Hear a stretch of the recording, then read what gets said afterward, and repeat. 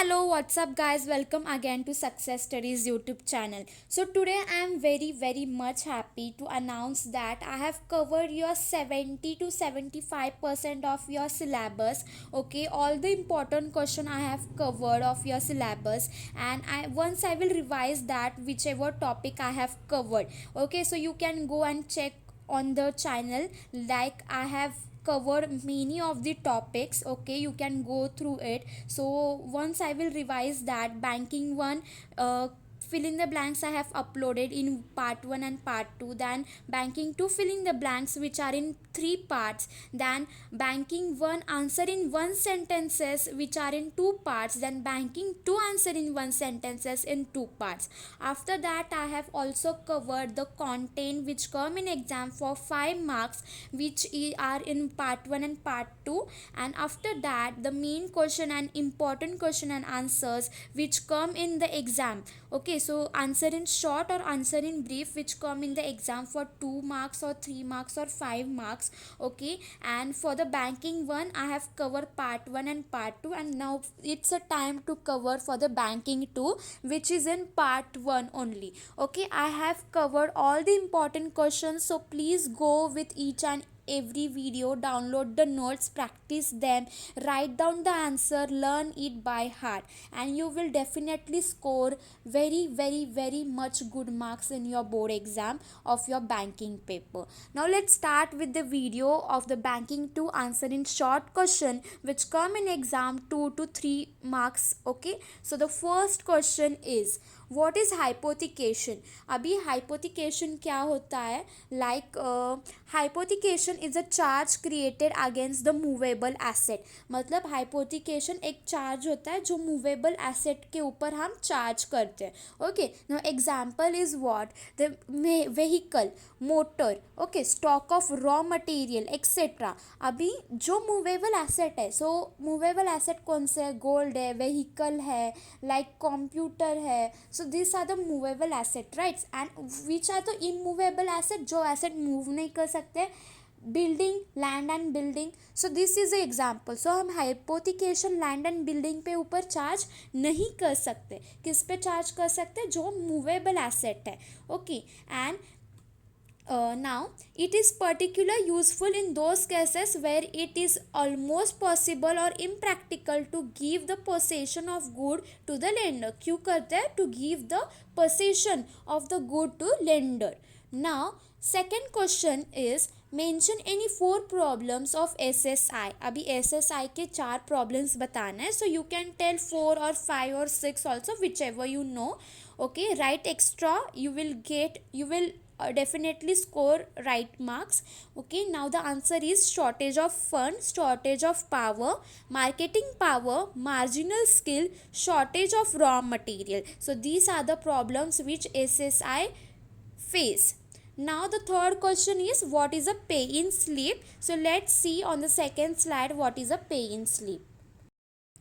Answer: the pay-in slip contain a blank slip filled with by the depositor himself or by his agent. Usually every bank supply this slip at free of cost to its customer. So basically pay in slip क्या होती है? Blank slips होते हैं जो कौन fill करता है? Depositor खुद करता है या उसका एजेंट करता है, और ये हर बैंक फ्री ऑफ कॉस्ट देती है अपने कस्टमर्स को.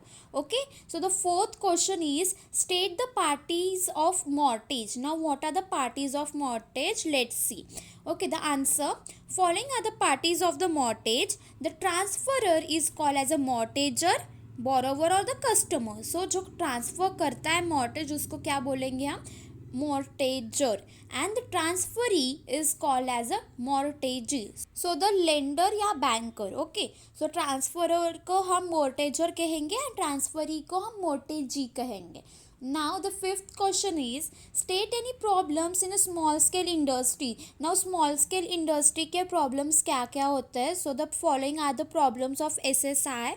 So the machines are sold and there is no research and experiment. So machine सारे बिक गए होते हैं और वहाँ पे कुछ research या experiment नहीं होते.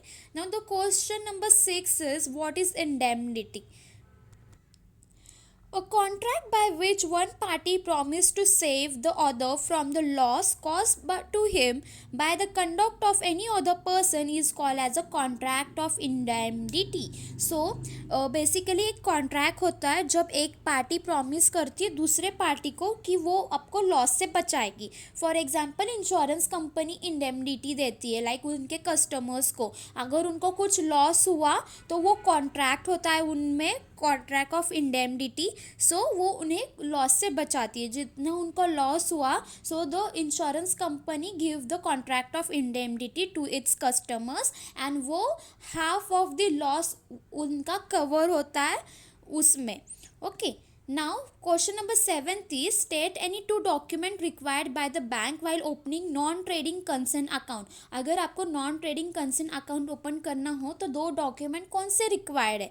So the first is address proof of the concern.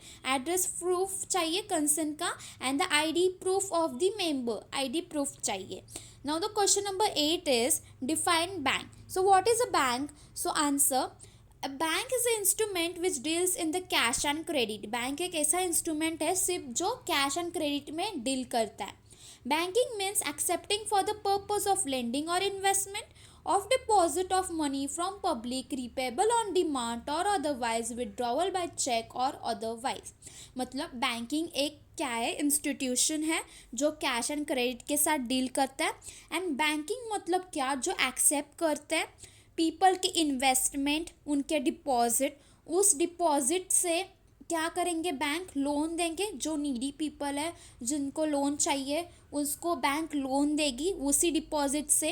And जिन लोगों ने बैंक के पास डिपॉजिट रखा है उनको बैंक क्या देगी, इंटरेस्ट देगी. एंड जिनको बैंक लोन दे रही है उनसे बैंक क्या चार्ज करेगी, रेट ऑफ इंटरेस्ट चार्ज करेगी. सो वहाँ पे लिखा है और otherwise. So this is a bank. What is assignment now? The question number 9. Okay, so answer. The assignment is one of the mode of charge created on the stock exchange security, bonds, life insurance, policy and other important document. So assignment एक mode of charge है. जैसे हमने hypothecation देखा, वो भी एक mode of charge है जो मूवेबल एसेट पे लगता है. सो असाइनमेंट किस पे लगता है, stock exchange security, bonds, life insurance and policies, इस सब पे लगता है. सो एक चार्ज है basically. And other important document, जो इम्पॉर्टेंट डॉक्यूमेंट है उस पर वो चार्ज लगता है. And assignment means transfer of ownership in an article by the means of written and registered document. Assignment मतलब क्या, कि ट्रांसफ़र करना ओनरशिप एक पर्सन टू दूसरे पर्सन, लाइक वाइज हम बोलते हैं जैसे an article by the means of written and registered document. जो भी आर्टिकल रिटन एंड रजिस्टर्ड है उसकी ओनरशिप ट्रांसफ़र करने के लिए. Okay. And the parties of assignment are assigner and assignee. जैसे हमने प्रीवियस स्लाइड में देखा the parties of mortgage I guess, right. So यहाँ पे पार्टीज ऑफ हमें क्या बताना है, पार्टीज भी बताना है. अगर उन्होंने नहीं पूछा तब भी बताना है. Okay, so the parties of the assignments are assigner and assignee. Then question number 10th is what is a bank charge? Now what is a bank charge, children?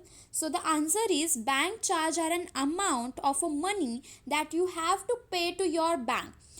एक ऐसा बैंक का चार्ज जो आपको बैंक को पे करना होता है.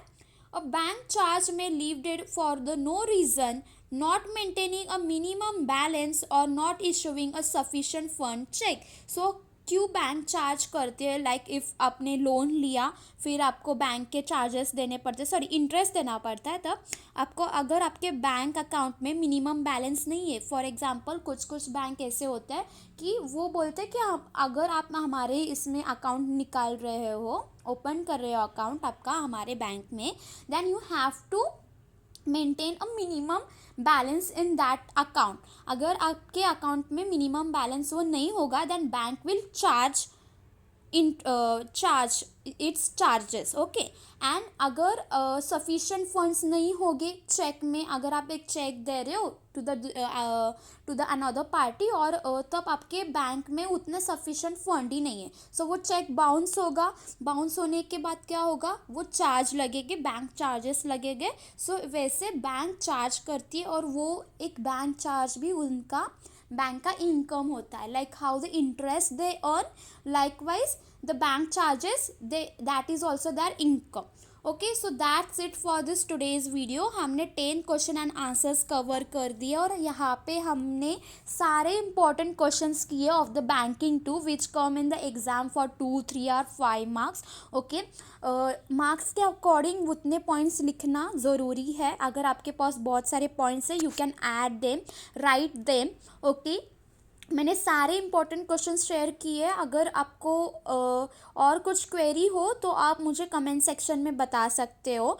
And here I have completed all the question and answers of banking 1 and banking 2.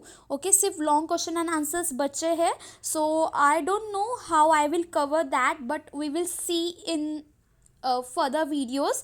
For इसके बाद हम केस स्टडी के ऊपर ध्यान देंगे ज़्यादा, क्योंकि केस स्टडी 15 मार्क्स के लिए एग्ज़ाम में आती है. So make sure that you guys like my video, subscribe to my channel. See you guys in next video. Till then, bye bye.